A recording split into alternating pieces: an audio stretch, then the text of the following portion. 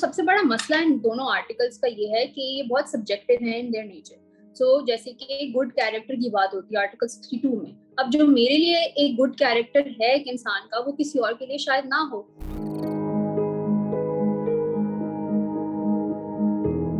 Article 62 और 63 हैं, इनकी ओरिजिनेशन प्राइमरली ज़ियाउल हक की रिजीम से है। उन्होंने रिवाइवल ऑफ कॉन्स्टिट्यूशन ऑर्डर के थ्रू अपने इस्लामाइजेशन प्रोसेस में वो ये आर्टिकल्स लेकर आए।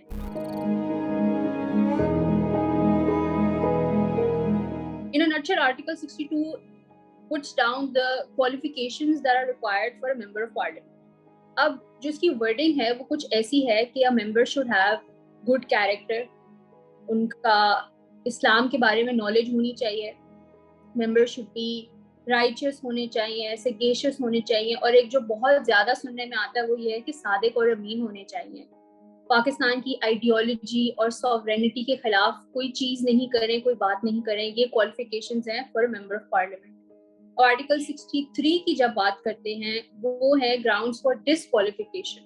एंड सम ग्राउंड्स आर कि कोई अनसाउंड माइंड का हो, कोई इंसॉल्वेंट हो जाए, किसी का कोई प्रॉफिट का काम करता हो पाकिस्तान में, किसी के खिलाफ कोई कोर्ट ऑफ लॉ में कोई ऑर्डर पास हुआ हो करप्शन के ऊपर।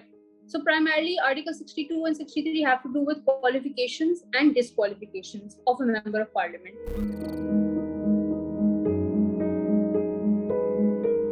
नवाज शरीफ का जो केस इन अ नटशेल वो ये था कि उनके बेटे की कंपनी थी यूएई में जिसके वो चेयर थे।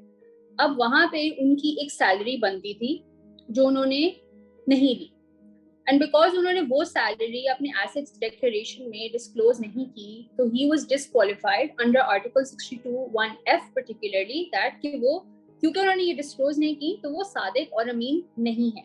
अब वेदर उन्होंने वो सैलरी ली या नहीं ली वो एक अलग बात है, but not disclosing it was sufficient for him to be disqualified.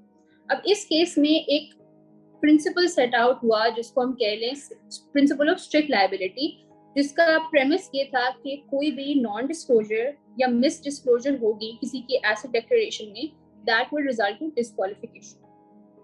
फिर 2018 में आया शेख रशीद का केस जिसका क्रक्स यही था कि वहां पे भी कुछ मिस डिक्लेरेशन ऑफ एसेट्स का इशू था, but Sheikh Rashid was not disqualified. Now Qazi Faiz Issa in his dissenting note in that judgment he noted कि अगर आप जो स्टैंडर्ड आपने नवाज शरीफ की केस में सेट आउट किया है स्ट्रिक्ट लायबिलिटी का, अगर वही स्टैंडर्ड आप शेख रशीद पे अप्लाई करें तो Sheikh Rashid should be disqualified, but वो नहीं हुआ। इमरान खान के अगेंस्ट एक रेफरेंस फाइल हुआ कि उन्होंने तोशा खाना से कुछ गिफ्ट्स दिए और वो उन्होंने अपने एसेट्स में डिक्लेयर नहीं किए, and because of that he should be declared as being not Sadiq and Amin. अब इमरान खान की केस में he was again not disqualified, he was only de-seated for the time being. अब again there is criticism कि वही बात आ जाती है नवाज शरीफ के ऊपर जो स्टैंडर्ड अप्लाई हुआ वही शेख रशीद पे होना चाहिए था, वही इमरान खान पे होना चाहिए था, और बिकॉज वो स्टैंडर्ड नहीं अप्लाई हुआ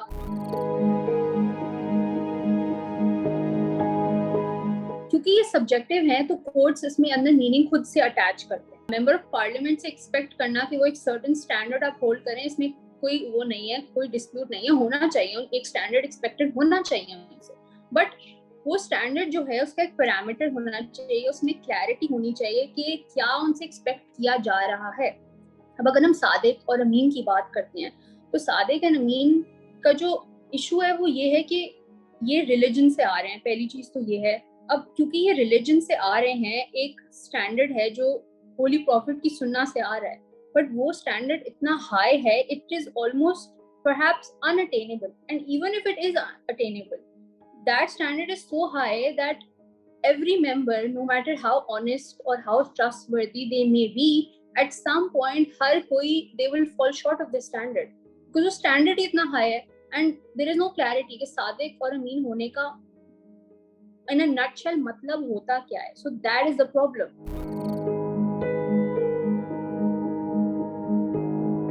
अगर हम यूके कोड ऑफ कॉन्डक्ट की बात करते हैं वहां पे भी कुछ स्टैंडर्ड्स हैं that members of parliament are expected to uphold, जैसे कि selflessness, integrity, objectivity, honesty, but उनके कोड ऑफ कॉन्डक्ट में अगर आप देखें तो थोड़ा सा उन्होंने नीचे एक्सप्लेन भी किया हुआ है कि इन वर्ड्स इनसे उनसे एक्सपेक्ट क्या किया जा रहा है, क्या इन वर्ड्स का मतलब क्या है। सो फॉर एग्जांपल अगर हम इंटेग्रिटी की बात करें तो इंटेग्रिटी के नीचे उन्होंने एक्सप्लेन किया है कि कोई भी मेंबर ऑफ पार्लियामेंट की कोई फाइनेंशियल ऑब्लिगेशन नहीं होनी चाहिए टू एनी आउटसाइड इंडिविजुअल और ऑर्गेनाइजेशन जिनसे उन पर कोई इन्फ्लुएंस है, यानी कि कोई अनड्यू इन्फ्लुएंस है। तो इंटेग्रिटी अपहोल्ड करने के लिए उन्होंने एक गाइडलाइन बता दी है कि ये आप ना करें, बिकॉज इससे हो सकता है कि आप अपना रोल जो है as a public office holder properly execute ना कर पाए। और जैसे कि ऑनेस्टी को उन्होंने आगे डिफाइन किया हुआ है कि ऑनेस्टी क्या होती है। उनके लिए ऑनेस्टी होती है कि अगर आपको कोई प्राइवेट इंटरेस्ट है, कोई कॉन्फ्लिक्ट है, तो आप वो रिजॉल्व करें, और अगर कोई प्राइवेट इंटरेस्ट है तो उसको डिक्लेयर करें, ताकि एक तो आप जब अपनी ड्यूटी एग्जीक्यूट करें कोई ये ना बोल सके कि आपका कोई इनसाइड कॉन्फ्लिक्ट थी या आपके लिए कोई बेनिफिट हो रहा है आपकी ड्यूटी करने से। But then again the point being कि कोई पैरामीटर सेट है एटलीस्ट कि मेंबर्स को भी पता हो कि ये हमने करना है और ये हमने नहीं करना है। एंड अगर हम यूके की वापस बात करें तो वहां पे अगर कोई ब्रीच होती है तो there is a commissioner who is appointed कि वो इन्वेस्टिगेट करे कि ये ब्रीच हुई है नहीं हुई, जो भी उसकी इश्यूज हैं। And then there is a committee that they have who is responsible for dealing with these matters, and they have a lot of powers, and one such power is that कि वो members को expel भी कर सकते हैं। तो उससे होता ये है कि कोई judicial involvement वहां पे नहीं है। It is a separate independent body who is responsible for carrying out this role.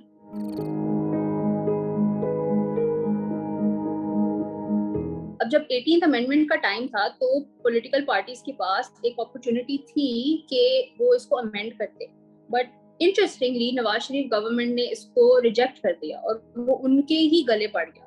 तो द इशू हमारी सिस्टम में ये है कि जब एक पार्टी पावर में होती है वो इस आर्टिकल का बेनिफिट उठा के दूसरी पार्टी के अगेंस्ट यूज करती हैं, फिर जब वो दूसरी पार्टी पावर में आती है तो वो पहले वाली पार्टी के अगेंस्ट यूज करती हैं। So what everyone does is they use these articles to their benefit until it comes and bites them. So that is the problem. अब amendment तो इसमें जरूरी है because एक तो इनमें कोई practicality है नहीं। अब having जिस तरह आर्टिकल 62 में लिखा है that you should have knowledge of Islam, अब इसका क्या मतलब है? knowledge of Islam का मतलब ये है कि आपको कलमे आते हो, या knowledge of Islam का ये है कि आप हाफिज कुरान हो।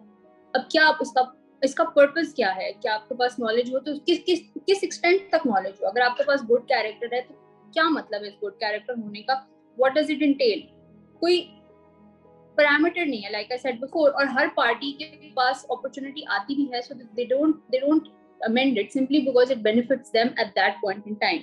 अब जिस तरह सेनेट में रिसेंटली बिल एक प्रेजेंट हुआ था, अभी हुआ है कि इसको अमेंड कर देना चाहिए, और अमेंड इस तरह नहीं करना चाहिए कि ये बिल्कुल निकाल दिए जाए, बिकॉज एक स्टैंडर्ड तो होना चाहिए मेंबर्स ऑफ पार्लियामेंट से जो एक्सपेक्ट किया जाता है। पर अमेंड इस तरह हो कि कुछ ऐसे वर्ड्स हों जो जिनका मीनिंग एटलीस्ट क्लियर हो, या परहैप्स आपको डिक्शनरी में उसका मतलब मिल जाए। और अगर आपने मतलब लिखना ही है तो जैसे यूके में लिखा हुआ है नीचे उन्होंने बिल्कुल अपने कोड ऑफ कॉन्डक्ट में जहां ऑनेस्टी लिखा है बिल्कुल उसके नीचे लिखा हुआ है इसका मतलब क्या है। तो अगर कोई इस तरह की अमेंडमेंट हो जाए at least that provides clarity, and even if let's say the courts have to adjudicate upon this, they at least know what is the standard, ताकि वो जब वो स्टैंडर्ड सेट करें तो फिर वो एक एटलीस्ट क्लैरिटी आ जाती है कि ये स्टैंडर्ड इस पॉलिटिशियन पे अप्लाई हुआ है तो ये फॉर फ्यूचर पर्पसेस सब पे यही अप्लाई होगा। बट क्योंकि ये वर्ड्स हैं ही ऐसे वेग से सादिक और रमीन गुड कैरेक्टर के, वो कोर्ट्स अपनी मर्जी से फिल इन द ब्लैंक्स करते हैं, जिसको जब बेनिफिट करता है वो उसका फायदा उठाते हैं, जब उनके अगेंस्ट हो जाता है तो वो फिर उसमें कहते हैं कि दिस शुड बी अमेंडेड।